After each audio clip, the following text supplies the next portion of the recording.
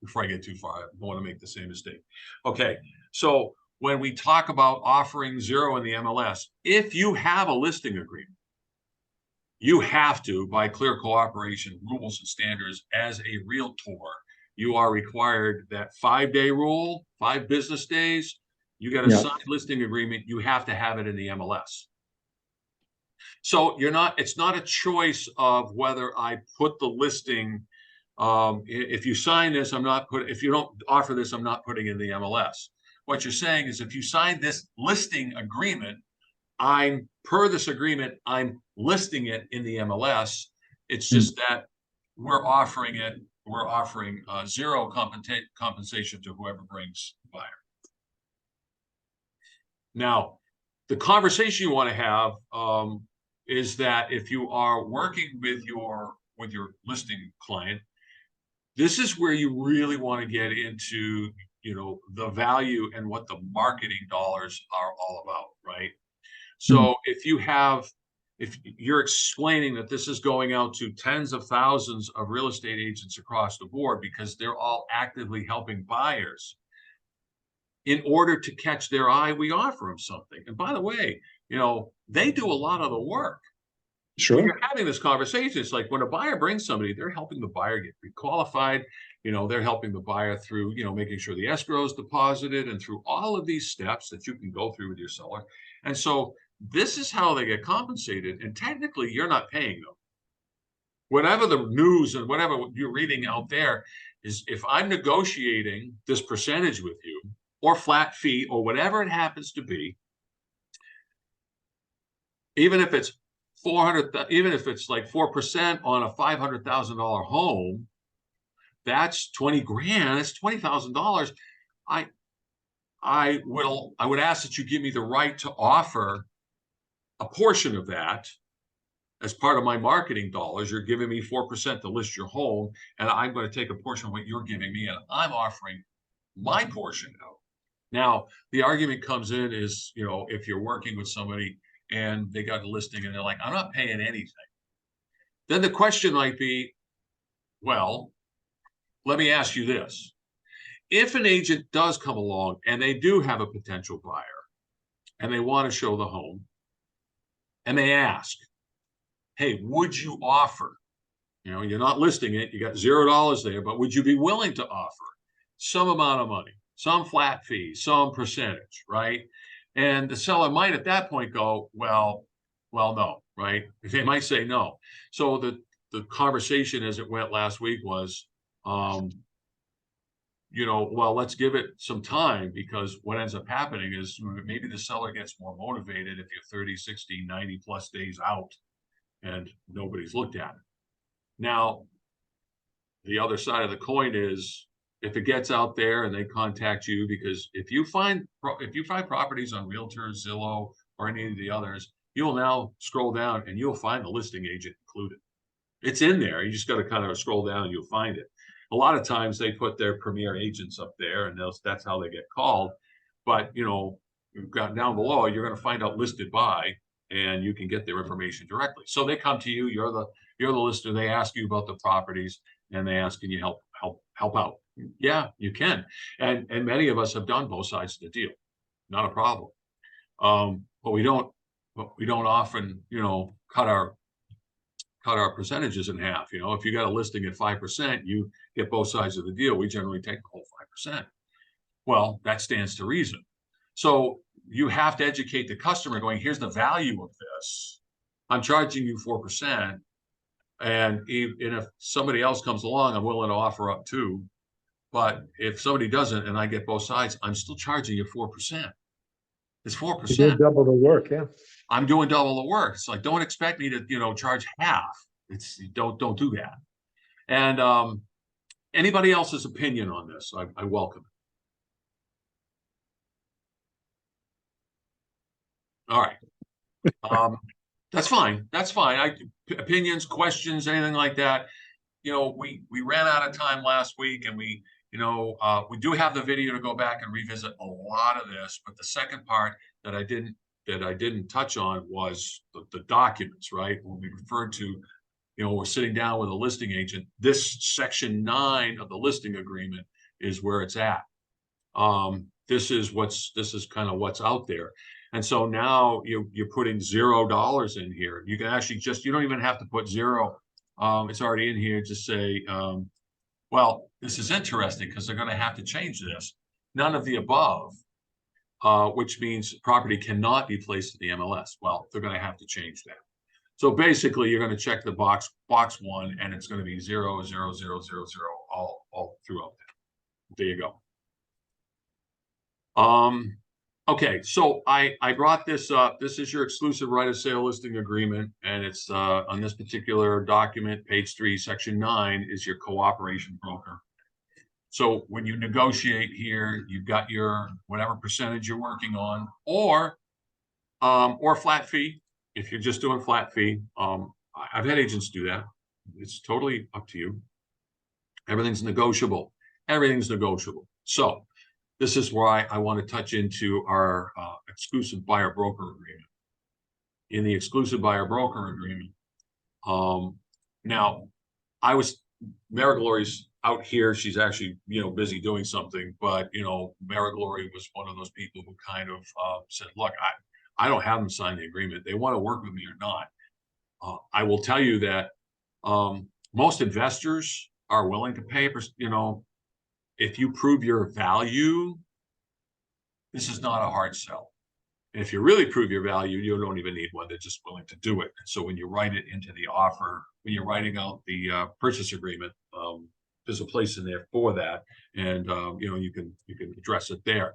But for somebody who's looking, and we don't teach a class on this per se, but we do touch on it during the coaching and training for our new agents. And one of the things that, when I'm talking about the exclusive buyer broker agreement, especially for new agents, this is not something you want to come out of the box with. If you've got a brand new customer and you're trying to build rapport, and you want to keep them excited and happy, and they're getting more and more comfortable to work with you, that's more important than getting a signed document. Because at some point, they're going to be at that place where it's like, you either don't need it, or they're not going to care. Yeah, they'll sign anything. And basically, when you're looking at one of these, page 1, just noteworthy. I generally try to keep section 3 very broad. Type of property is residential. Generally, location is Florida. You're licensed to buy and sell real estate all throughout Florida. If you get a buyer that's just if they come out and they say, well, I'm working with somebody in Pinellas County, or I got somebody down in, up in Marion County, and you want to stay localized, that's fine. You can do that. But make sure you keep it as broad as possible. And the price range can be like from $0 to $1 million. I don't go to that extent. If somebody's approved at $300,000 or $400,000, I'll generally say, 150 to like 750 or something like that. You just don't want them so tight that if they buy something $1 over, it's, they get an out. And it's not about that, but sometimes it does come to the letter of the law. It's down here in section 7, the compensation, and this is the conversation that needs to be had. In those instances, if we come across the property and the seller is not offering to pay a commission to the buyer, are you willing to pay me? And if you come down to that point and they're like, yeah, not a problem, then that's where you negotiate your commission. For a purchase, it's flat fee. I'm only going to charge you $2,000 to $3,000. I'm going to charge you, 2 or 3%, whatever that happens to be, 1%. This is where you would put it. Whether you help them purchase, whether you help them to lease, or whether you help them to, do purchase an option, you can do that. And a retainer, a lot of agents will charge the $645 retainer, and then they'll credit it to them on the closing, basically saying, well, you've already given me $645. By the way, they don't write the check to you, they write it to Ameriteam Realty. And then we take our 10%, we send the rest to you. But then you can credit that, and we'll credit it too. So there you go. But that's kind of a nice given, right? It's like, I have one agent that's she's worked for, she actually she said, we'll take care of this at closing. So basically she just kind of transfers it through, the 645 and, works it that way. This is the key right here, this whole section 7. If you're working with a buyer and they know that, that you're going to come across situations where there is no, compensation for you, then are they willing to pay your fee? This is what it comes down to. Now they might say verbal. Yeah, you got a verbal, I'm happy to help you, but I'm not going to sign a document. I'm not going to sign it. So, but I have 100%, if I'm working with investors, anyone who's an LLC or companies doing commercial, whatever, I don't do work without them signing this document. So, any questions, comments? Chat in here. Everything in life is negotiable. Yes, that's true. Well, death is not negotiable. Sometimes we file an addendum for extension, but that's, it's as good as it gets. Very good. So let's It's Terry. I don't want to interrupt your flow on this, but I would like to go back to the cooperation compensation on the listing agreement when you get to a stopping point to throw out an alternate ID. Go ahead. No, bring it. This is what we're here for. Okay. So one of the things that a lot of agents and even brokers and trainers gloss over is the fact that lines 133 through 136 on the exclusive listing agreement it's actually 3 different representations. So, because you were talking about, trying to sell the value and, hey, trying to tell the seller, well, if somebody brought us a buyer. So with NAR losing, I could actually almost justify the single agent line 133 percentage maybe being 0, but that doesn't mean that you couldn't sell them on putting the transaction broker, which means basically they're working for the transaction and taking care of things in the middle, and they're limited on how much they can fight for the buyer anyway, right? Right. You see what I'm getting at there is that those 3 percentages, those 3 different representations are in that listing agreement under that cooperation disclosure there for a reason, because they don't all have to be the same. So you could have a 0 in 133, which would actually be saying, hey, if they're a single agent for the buyer, you're not going to pay them squat. However, a lot of us are transaction brokers. As a matter of fact, the average agent in Florida is assumed to be a transaction broker unless they change that relationship. And so I was just thinking about this. I'm like, there's the key right there is we want to pay people who are not who don't have an exclusive representation of the buyer. I think that's what the sellers were not wanting to pay for. They do want to, they know they got to pay to sell the property, but they're not wanting to pay for the buyer to be totally represented. And I think that's part of the confusion on why they lost this thing, because the attorneys didn't do a very good job of communicating what's really happening. I don't think they did a good job at all. Yeah. So anyway, I wanted to throw that out there to give people some creativity when they're talking about these things, is that lines 133 through 136 have 3 different kinds of representation of the buyer side. And one of those, the transaction broker, is the same thing you are in the transaction. So it's basically like they're just an extension of you helping sell the property, working on the transaction, bringing those 2 parties together. I could see putting 0 in no representation, and I could see putting 0 in single agent in this example of what everybody's concerned about. So there's still an opportunity to go ahead and put into the contract and the disclosure, hey, if a transaction broker brings us a buyer, we're willing to pay them. Exactly. Yeah. So that's what I had to say. No, and I appreciate that's the kind of input I'm looking for, right? So we have creative ways of saying, look, I can alleviate your concerns. But, you and I know that, a larger percentage of agents out there are transaction brokers, at least in Florida. which apparently is not the case in all the states. So a lot of times we get new agents here from out of states and they go, oh, I'm not used to that. It's like, that's okay. You'll get used to it really quick.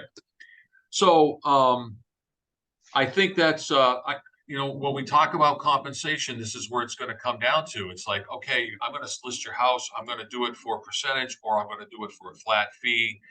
Everything is negotiable. And I think as long as they're clear on the value they're getting for what that represents. If I'm listing your $500,000 home for 4%, that's $20,000. Will you allow me to do what I need to do with that money in order to assure a quicker and profitable sale? And these are the conversations we have to have. This is why we're having these meetings. It's like, let's get this verbiage out there, get it in our own minds. So we're talking about not just our value, the value of the person who's bringing the buyer, and how we can actually let them know that, this will help sell your home a lot quicker. And, with Roger's case, I hope to follow up with him soon, but he doesn't want to turn the listing down. My recommendation in the end is, if you have a buyer who is absolutely against paying anything, then just say, yes, let's put it out. But let me ask you something. If we get it out there for more than a month and we get nothing, are you willing to change and offer something?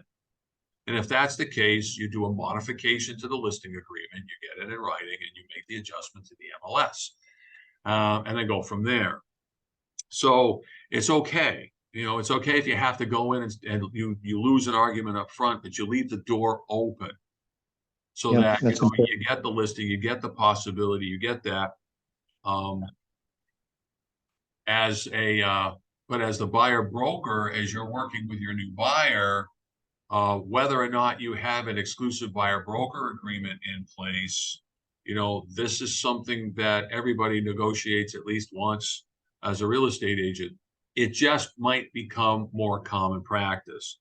I was talking with Mara Glory recently, and we were talking about value, and she builds relationships with the people that she's working with to a point where it's like she just has the conversation and they just say, look, if I find something and they're not offering, especially off markets, if you find an off market property for sale by owner, those aren't listed. There's no guaranteed payout on that.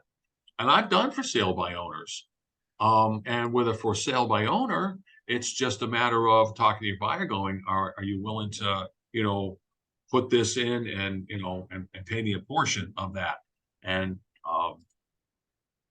if you've got a good rapport, if you've proven your value, if you've shown your worth, most won't have a problem. The only time you're going to have any kind of difficulty, really, and please, if I'm wrong, let me know, is when we have a buyer who's, they're on the fringe. We just, they just met their qualifications for the loan, and they got this much cash, they got this much, right? And they're already asking in a purchase and sale, they're already asking for concessions from the buyer. They're not going to be able to come out of their pocket and pay you. So you're going to be helping them write an as-is contract, and you're wondering, am I going to have to do it for free or not? This is where you're going to have to bone up on your negotiation skills again and talk to the listing agent. Go, look, I got this property. I got a buyer who's really interested. They just barely qualify cash wise. Are you willing? Is your seller willing to pay a cooperative? Are they willing to? A lot of times, if you have that conversation, the listing agent may say, well, I've had that conversation with the seller under the right circumstances. Yes. And so, okay, do you have an idea what that amount will be? It may be a percentage, it may be a flat fee, it may be, draw up the contract, let's look at it, and then we can open it up for discussion. So I'm presupposing what these conversations are going to be like already in my head. How am I going to address this? How am I going to meet these challenges? If I got NAR, Florida Realtors and all that telling me, oh, everything's negotiable, and we're going to give you the tools and all this stuff, then, well, they better. But we can't wait for them. So when you're doing your your contract, many of us come down here to section 9. Right here. Costs and fees, right? So you got your buyer. We all write in for our buyer, our broker's fee down here on line 154. But we also have up here on line 140, cost paid by the seller. Now, this is where I would write in, whether it's a flat fee or a percentage or something, you know, so it might say, you might say 2% and 25% online. 2% of purchase price to buyer agent. Broker, buyer, broker, agent, either way.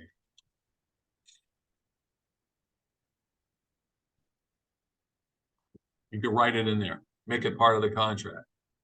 And that this becomes a part of the negotiation. Now, I posed this question, and it's actually, if you go to the town hall link, there's actually to read the question. I posed the question. I posed it to NAR. I posed it to these people. And, you know, one of the things they talk about is, well, you know, it really doesn't affect our code of ethics because you can't make a contract contingent upon whether they pay you or not. And there's a lot of gray area in there because what they say in section 1616 of the code of ethics is you're not allowed in the contract to ask for an adjustment to the compensation. Well, you know what? That better change because I'll take it all the way up the stairs and we'll have to fight that battle. But you know what? They're telling you this is why all of these things are still being worked out and the questions are being posed. But this is where I would put it. Now, would I leave it there? I would certainly make sure that I didn't slide it in. I made sure that we played, you know, you got to bring attention to it. Because when you're making an offer, you got to make sure that they're up to speed on everything. So this might be something you might want to add in addition down here, additional terms. So if you're asking for a percentage toward closing costs and prepaids, you might want to just mention that you're also asking for a percentage to be paid to the buyer's brokers. Now, many times in negotiating money for prepaids and for extra things, it's not uncommon to offer more than the list price to ask for the money back. You just have to make sure that it's going to appraise.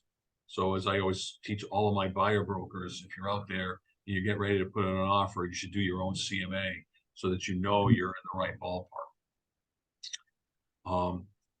But these are the three forms. You've got your as is, you've got your buyer broker agreement, and you've got your exclusive, your listing agreement. These are the three major forms where it comes into play. Any questions?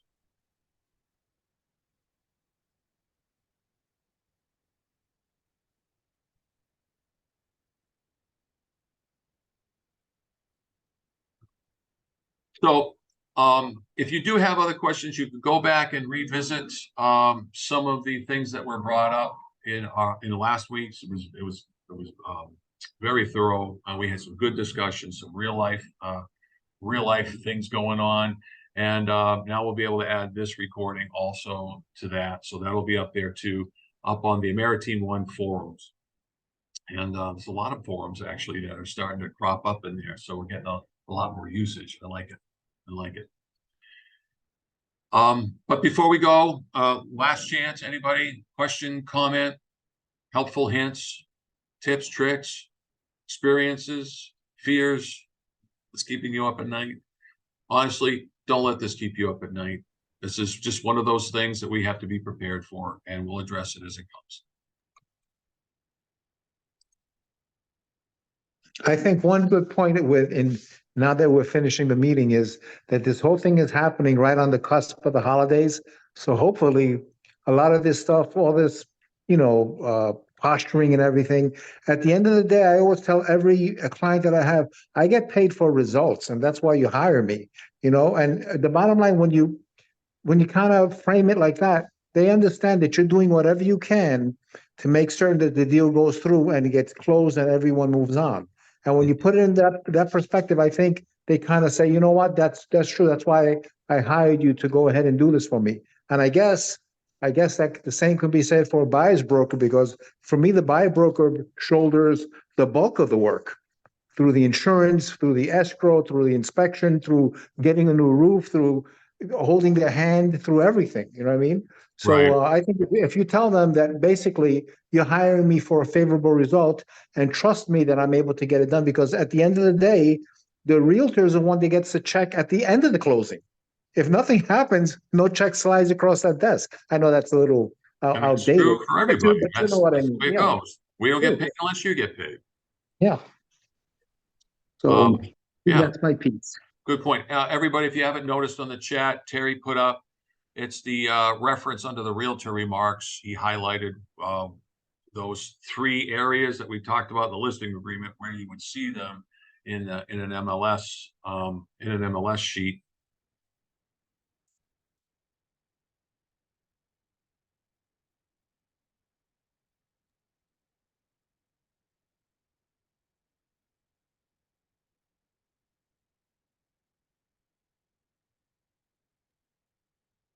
Right there. So under the realtor information on a particular listing, you're going to see the single agent, what they're offered, non-rep, and a transaction.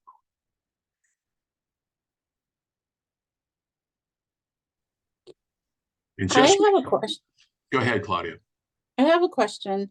I came late, so I have to rewatch the video, but I know this realtor that I think you guys said to print it out, the MLS sheet, so that way everything's in writing, but I knew this realtor that would go back and change the commission. That's if you catch somebody in that's definitely a violation. Miami, That's fraud. They can get fined for that. They can lose their license. And as a best practice, you should always print the sheet as it was on the day you're writing the offer or showing the property, so that you always have that backwards image so you can go back to it. So as a standard practice of mine, whenever I'm writing an offer, one of the things that I do in my little checklist is I snag what that MLS sheet looked like at that point, so that you have it. If they change it, all of a sudden it goes from 3.5 to 2.5, you have a record of it. And you can visually prove it, and then that way the MLS would follow up on it, and then they would take care of it from there. Right. If you go into when you create a dot loop, when you create a loop in your buyer's loop down here, you're going to see there's a placeholder for a copy of the broker synopsis, a copy of the driver's license, and a copy of the CM. So there's actually put in a reminder. Oh, by the way, don't forget to upload your broker synopsis that shows all that information. Keep it on file. That way you have it. I've seen some people attach it with the offer. So you can have you just watch your back on that. And by the way, if you suspect that ever happened, although that update doesn't necessarily show when you look at the history of the listing, it does show at the MLS office, and you can call and say, hey, you know what? I went under contract here and it was this and now it's that. Can you verify that they changed or didn't change modify that cooperative? And they can. And they go, oh yeah, it changed on such and such a date from this to that. They can tell you. So don't let it slide, but cover yourself. Very good question, Claudia. Thank you. And there are some scenarios where they would be allowed to do that, but it would have to be in writing between the seller and the listing agent that they were wanting to change it. And then and then anything after that. But since you wrote that offer while it was a certain amount, they have to honor that. Yeah, exactly. Thank you for the input, Terry. Appreciate it. All right. Anything else before we get into our week? All right. So if you want, go back into Ameriteam One, check out the forum, check out the Q&A. We got some video links in there, and even the most recent link from the Florida Realtors Town Hall, where I asked a question about Code of Ethics, section 1616, which talks about, you know, making the contract contingent upon the buyer cooperative offering, and it's forbidden, and yet it may become general practice, because if they're offering zero and we're asking them to do it, well, if you don't ask, the answer is always no.